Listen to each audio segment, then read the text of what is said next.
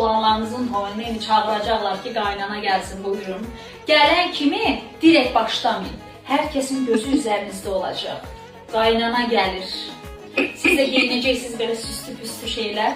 Gələcəksiniz parmağından. Belə gəliniz, ilk tələsməyin. Sizin toyunuzdur, balanızın toyudur. Yavaş yavaş. Qızıllar falan neydi belə süzərək. Bu. Bir dəfəlik istəyir orada at oynatsınlar.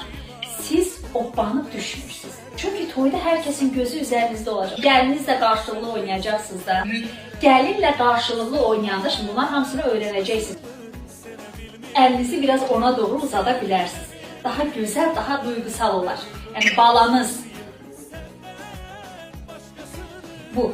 Ama başkalarıyla oynayanda daha xanım qohumlarla oynayanda da belə eləməyin də. Tövbə estağfurullah. Bu olsun.